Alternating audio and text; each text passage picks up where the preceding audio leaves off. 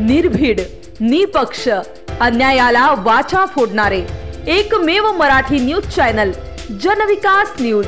सगळ्यात महत्त्वाचा एक आपण विषय लक्षात घेतला पाहिजे की भारतीय जनता पार्टी ही कोणाच्या दयेवर चालत नाही। चालते का? भारतीय जनता पार्टी हा असा पक्ष आहे, हा देशातला तर मोठा आहेच आणि जगातला सुद्धा मोठा पक्ष आहे। काही लोक या अमरावती जिल्ह्यामध्ये आपला पक्ष खतम करायला निघाले हे पहिले समजून घेतलं। दोन गोष्टी फार महत्त्वाच्या आहेत।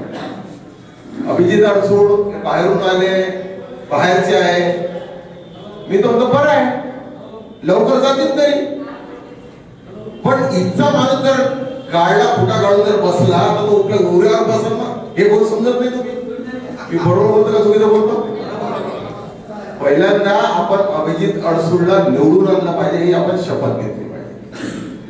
आज सकाळी 1:45 आज सकाळी देवेंद्रजी साहेबांसोबत मला बोललो। सकाळी मला रात्री मी त्यांना फोन केला तर मी फोन उचलला नाही, त्यांना फोन आला आणि म्हटलं मला दर्यापूर मतदारसंघासाठी जायसाठी आनंदराव अडसूळ साहेबांना मला बोलवलं आहे आणि माझ्या कार्यकर्त्या पदाधिकाऱ्यांना सुद्धा बोलवलं आहे।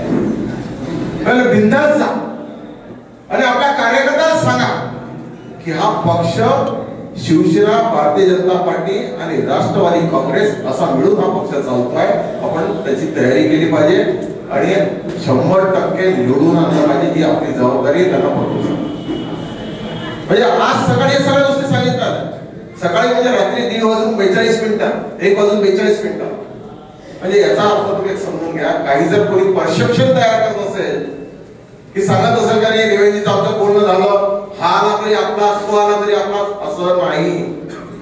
आपलं ठरलेलं आहे ज्या दिवशी या महाराष्ट्रामध्ये आपण युती सरकार स्थापन केली आणि युती आपली तेव्हा आली तेव्हा शिंदे साहेब, एकनाथजी शिंदे साहेब एवढे 40 आमदार घेऊन या भारतीय जनता पार्टीचं सट पकडलं तर आपली जबाबदारी आहे की अडसूळ साहेबांना निवडून आणायची ही आपली जबाबदारी।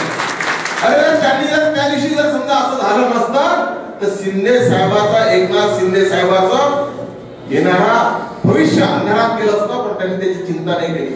त्यांना देवेंद्रजींनी सांगितलं की तुम्ही या आणि देवेंद्रजी सोबत आले आणि महाराष्ट्रात महायुतीचे सरकार बसले। यामध्ये समजून घेतलं हे अरे नक्की बरे येतील आणि आपल्याला ओवाळणे घालतील।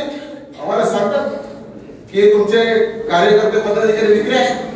माझा कार्यकर्ता पदाधिकारी एकही विक्री नाही मी सांगतो। राज्यातील राजकीय घडामोडी व विविध क्षेत्रातील बातम्या पाहण्यासाठी आजच आमच्या जनविकास न्यूज चॅनलला सबस्क्राईब करा आणि